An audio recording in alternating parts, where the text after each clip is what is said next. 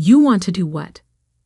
My father's voice echoed through our pristine suburban kitchen, making the designer light fixtures tremble. His face, already red from his third scotch of the evening, darkened to an alarming shade of purple.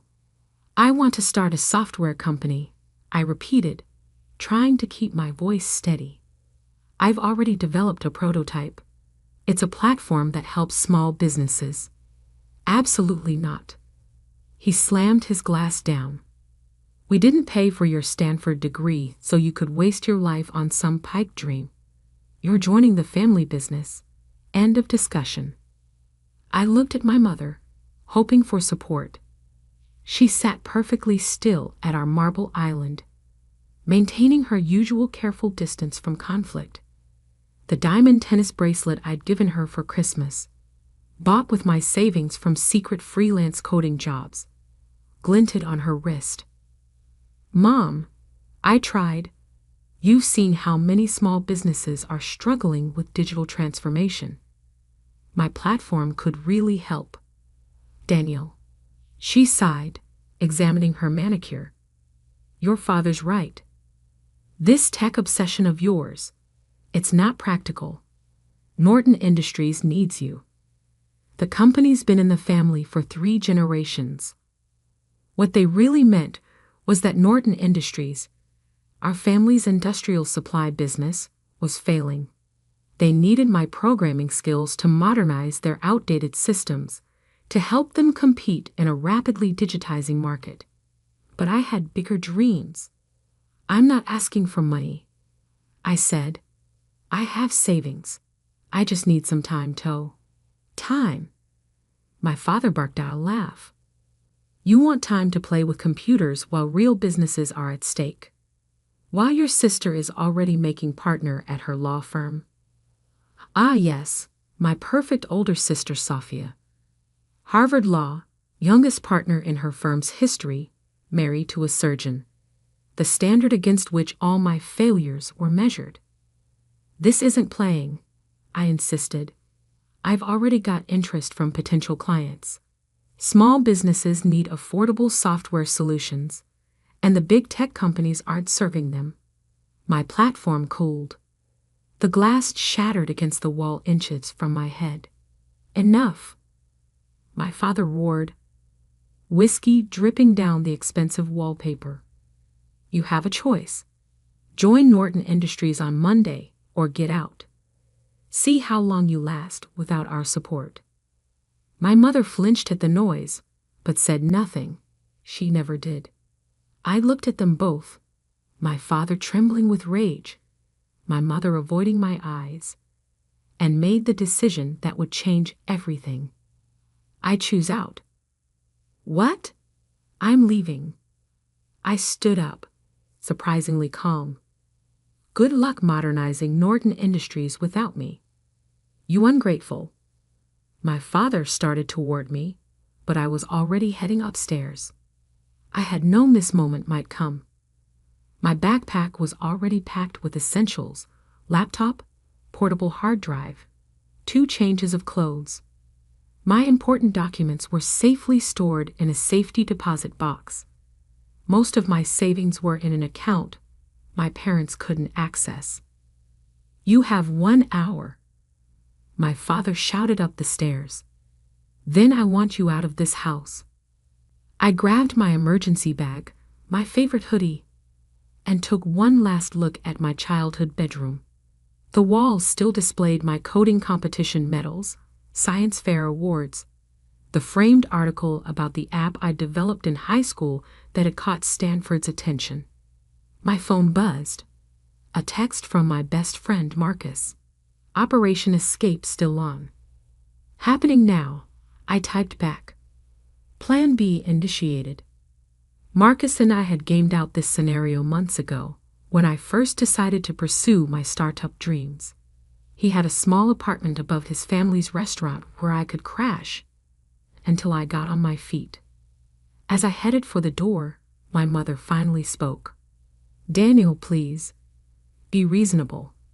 Your father only wants what's best. No, I cut her off. He wants what's best for Norton Industries. There's a difference. I walked out without looking back. The first night in my car was surreal. I'd parked on a quiet street 2 blocks from my parents' house, close enough to maintain a strong connection to their high-speed Wi-Fi network, which I'd installed and secured myself, far enough that they wouldn't spot me. My laptop glowed in the darkness as I continued coding, the familiar rhythm of keystrokes drowning out the voice in my head that whispered I was making a huge mistake. "You sure about this?" Marcus asked when he brought me dinner. "Is Mother's incredible pad thai? My couch is still available." I shook my head, showing him my workspace. Laptop, mobile hotspot for backup internet, power bank for emergencies. I need to stay mobile for now. Can't risk them finding me and trying to force me back. He peered at my screen. "What exactly are you building?" I pulled up my prototype's interface. I call it Smart Start. It's an all-in-one digital platform for small businesses. Point of sale, inventory management, customer relationships, online presence. Everything they need to compete in today's market, but simplified and affordable. Like what your dad's company needs? Similar, but designed for smaller businesses that can't afford enterprise solutions. I thought of all the local shops I'd seen struggle and fail because they couldn't keep up with digital transformation. There's a huge market being ignored by big tech. Marcus nodded slowly. His family's restaurant still used paper order tickets and a cash register from the 1990s. "How long until it's ready?"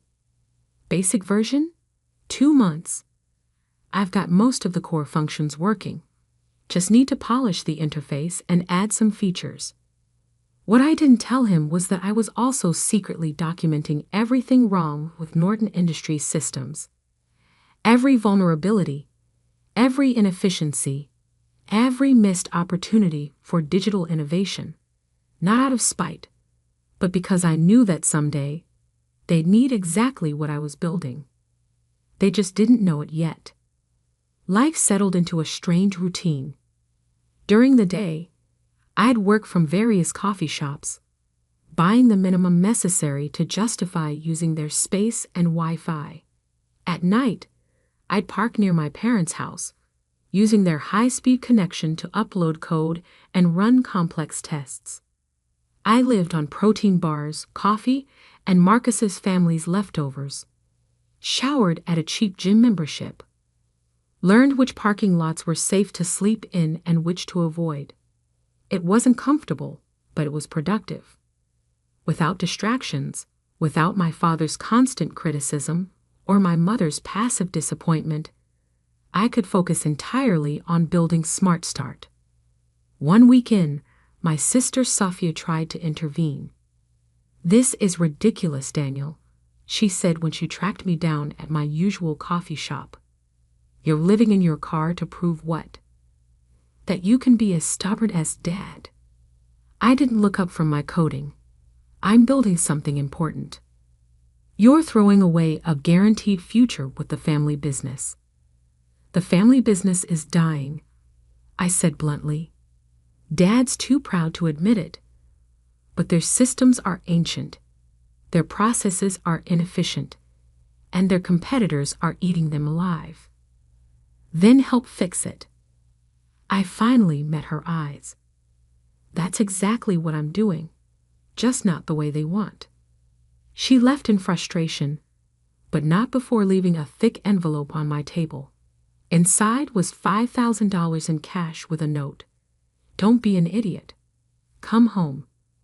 I used the money to buy a better laptop and upgrade my development tools. The breakthrough came in month 2. I'd been approached by several small businesses interested in beta testing Smart Start. A local bookstore, a family-owned hardware store, a growing food truck business, all struggling with exactly the problems my platform was designed to solve. "This is exactly what we need," the bookstore owner said after I demonstrated the inventory management system. QuickBooks is too complicated, and the custom solutions are too expensive. How much would this cost? I quoted a price that made her eyes light up, deliberately lower than market rate, designed to build word of mouth. By month 3, I had paying customers. Small amounts, but steady income. Enough to rent a tiny studio apartment, though I kept it off the lease to stay under my parents' radar. Then came the call that changed everything. Is this Daniel Norton? The voice was professional, authoritative. Yes? This is Charles Widener from Tech Fund Ventures. We've been hearing interesting things about your Smart Start platform. My heart stopped. Tech Fund Ventures was one of the most prestigious early-stage investors in the country. One of our portfolio companies mentioned your solution. Said it's exactly what the small business market needs. Would you be interested in discussing potential investment? I gripped my phone tighter, thinking of all the nights coding in my car, all the meals skipped to buy server time, all the doubts and fears pushed aside to pursue this dream. Yes, I said, I would definitely be interested. What I didn't know then was that this conversation would set in motion a chain of events that would not only validate my vision, but also bring me face to face with my family's business failures in a way none of us could have predicted. The Tech Fund Ventures office occupied the top floor of a gleaming downtown skyscraper, exactly the kind of place my father would approve of. I adjusted my one good suit, bought secondhand for investor meetings, and tried not to look like someone who'd been living in his car 2 months ago. Charles Widener was younger than I expected, maybe early 40s, with the relaxed confidence of someone who'd made his fortune in the first .com boom. Walk me through it again, he said, gesturing to the conference room's massive display where my Smart Start demo was running. I pulled up the interface that had become as familiar as my own reflection. Small businesses are drowning in digital complexity. They need e-commerce, inventory management, customer relationship tools, but existing solutions are either too expensive, too complicated, or too limited. I demonstrated how a small business owner could set up their entire digital presence in under an hour.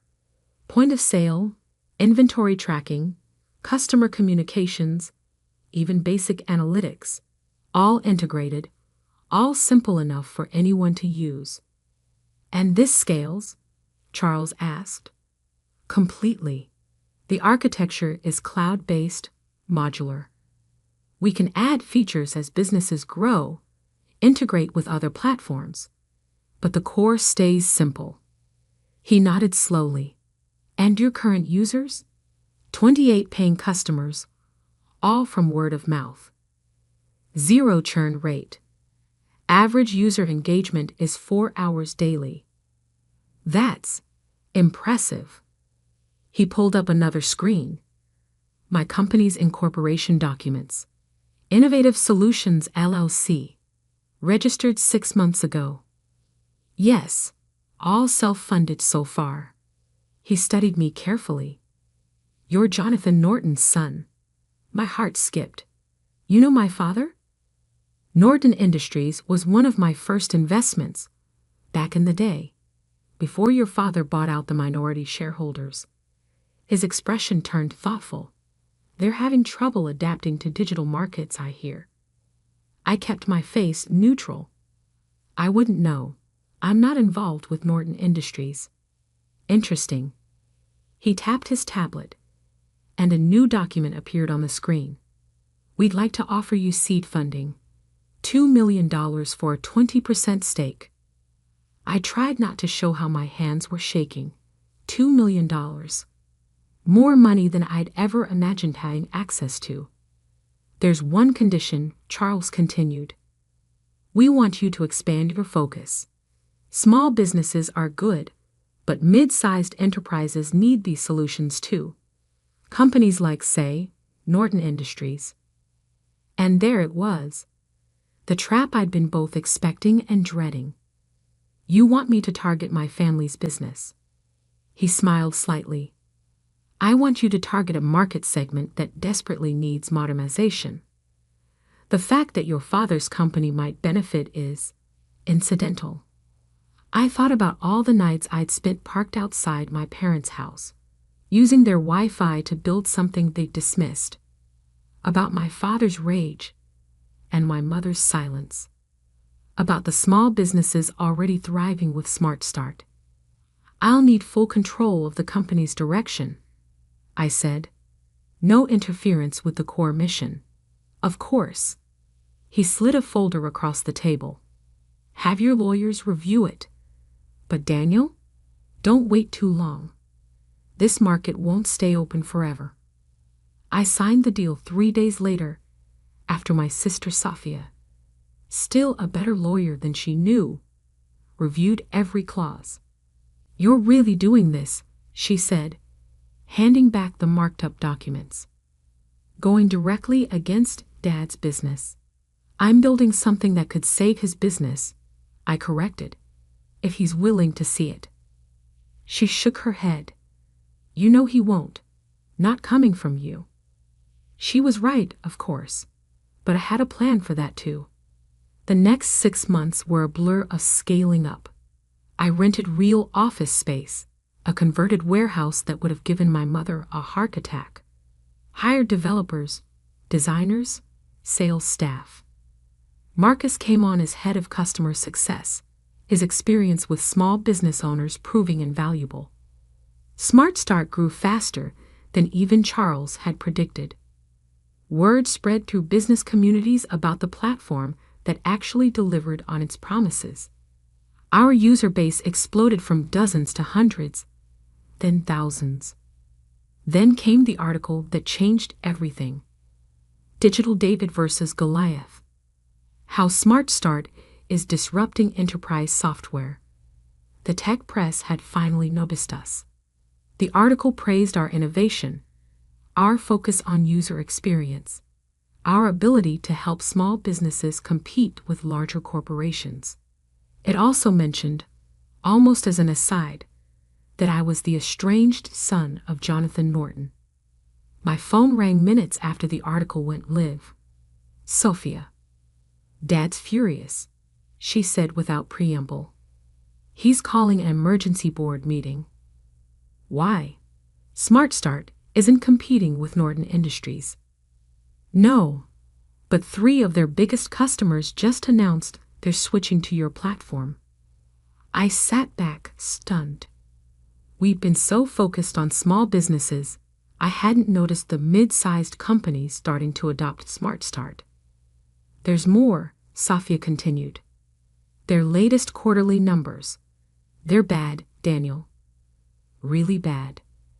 The board is talking about forcing Dad out if he doesn't modernize their systems. I pulled up Norton Industries' public financial reports. The numbers were worse than I'd imagined. Their stock had dropped 40% in 6 months. Customer churn was accelerating. Their ancient software systems were literally driving them toward bankruptcy. They need help, I said quietly. They need you, she corrected. But you know Dad will never admit it. I thought about Charles Wagner's words about targeting mid-sized enterprises, about all the features we'd built into Smart Start that could save companies exactly like Norton Industries. Maybe, I said slowly, they don't need to know it's me. That night, I called an emergency meeting of my own team. We're launching enterprise solutions, I announced, pulling up the prototype I'd been quietly developing. A new division focused on larger businesses, built on the Smart Start framework, but with additional features for complex operations. Marcus frowned. I thought we were staying focused on small business. We are. But there's a whole segment of mid-sized companies being crushed between small business agility and big corporation resources. They need what we've built. I didn't mention that every feature in Enterprise Solutions had been designed specifically to solve Norton Industries' problems, that I'd spent months analyzing their weaknesses, building solutions for issues they didn't even know they had yet. The team worked around the clock for weeks. We launched enterprise solutions under a new brand, through a subsidiary company that couldn't be easily traced back to me. The marketing targeted companies exactly like Norton Industries, established businesses struggling with digital transformation. Then we waited. It didn't take long.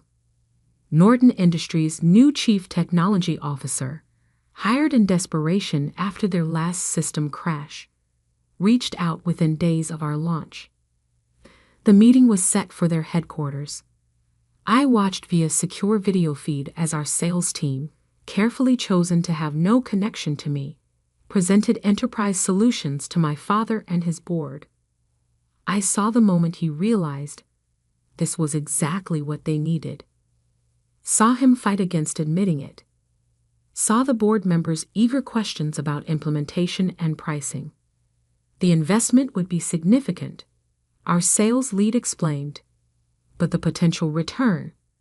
We'll need to see other options, my father interrupted.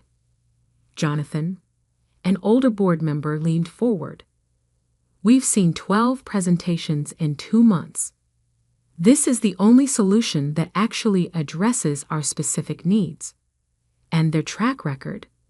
Impressive results with similar companies. Another board member chimed in. My cousin's manufacturing business switched to their system last quarter. Saw immediate improvements. I watched my father's face as he realized he was losing this fight. The board wanted change. Their customers demanded it. Enterprise Solutions was their best chance at survival. Fine, he growled. Start the procurement process. I closed the video feed, feeling strangely hollow. I'd done it. Created exactly what Norton Industries needed. Proved my vision was right. So why didn't it feel like victory? The answer came 3 days later when Sophia called again. Dad's drinking, she said without preamble. Really drinking. Mom's talking about separation. My stomach clenched. Because of enterprise solutions? Because he knows he failed. The company's falling apart, and he had to go begging to outsiders for help. She paused. He keeps saying he should have listened to you. I stared out my office window at the city skyline, thinking of all the choices that had led us here. My father's stubbornness, my own pride, the walls of silence we'd built between us.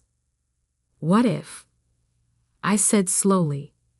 There was a way to save both the company and his pride. How? I have an idea, but I'll need your help. The Norton Industries board meeting was scheduled for 9 a.m. on a Thursday. I sat in my car outside their headquarters, the same spot where I'd once parked to use their Wi-Fi, watching familiar faces file into the building. My father arrived last, looking older than I remembered. His normally immaculate suit was slightly rumpled, his walk less confident than the stride I'd grown up admiring. Everything ready? I asked into my phone. All set, Sophia confirmed. The board members are prepped. Charles Wagner just arrived. And Mom, in position, though she's still not sure about this. I adjusted my tie, designer now, but still not the brand my father would choose. It has to be today. The Enterprise Solutions contract needs board approval by end of week. Good luck, Sophia said softly. Try not to enjoy this too much. I smiled despite my nerves. She knew me too well. The security guard did a double take as I walked in.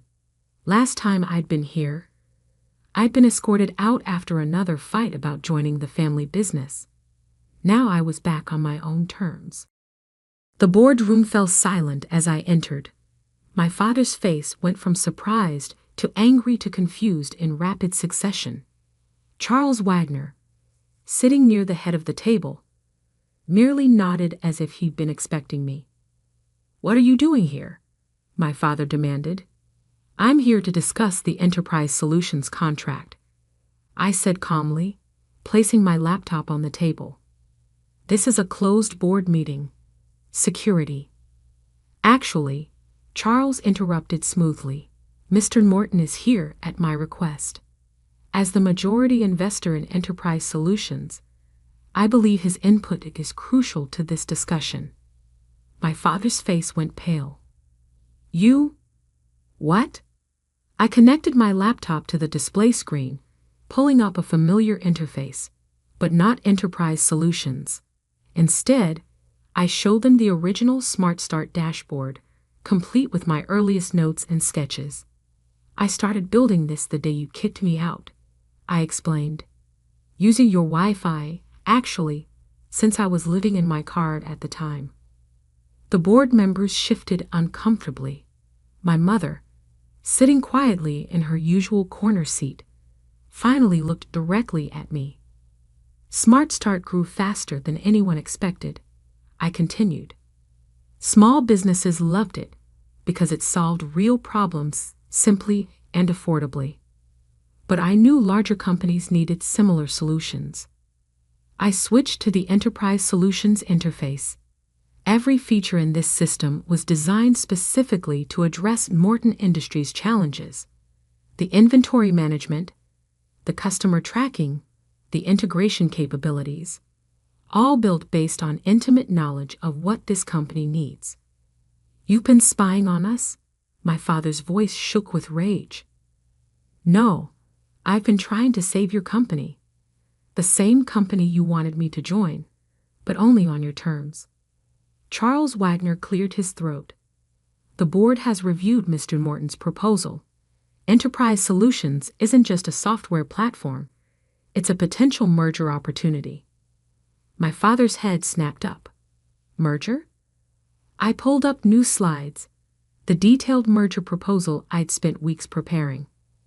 Smart Start Technology would acquire a controlling interest in Norton Industries, I explained.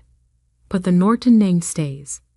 The legacy business continues, enhanced by modern technology. And the current CEO transitions to Chairman Emeritus, focusing on strategic partnerships rather than day-to-day operations. The room was absolutely silent. You want to buy my company? My father whispered. I want to save it, I corrected. Transform it into something that honors its history while embracing the future. But it has to happen now, before the market completely passes you by. My mother spoke for the first time. Jonathan, listen to him. He turned to her, startled. In 30 years of board meetings, she'd never spoken up. I've seen what Daniel built, she continued. What he sacrificed to build it. This isn't about winning or losing. It's about family. Family? He barked out a laugh. He abandoned the family business. No, I said quietly. I found a different way to support it. Every feature, every innovation in Enterprise Solutions was designed with Norton Industries in mind. Because despite everything, I never stopped believing in what this company could be. I walked over to his chair, pulled up one more document on my tablet. My original business plan, written in my car that first night after being kicked out. The title read, Project Phoenix, Modernizing Norton Industries Through Independent Innovation. He stared at the document, recognition dawning. This was your plan all along. Plan B, actually. Plan A was convincing you to modernize from within. But you weren't ready to listen then. Charles Wagner stood up. The board needs to vote on this merger proposal by end of day. I suggest we take a brief recess to process this information. People filed out, leaving me alone with my father.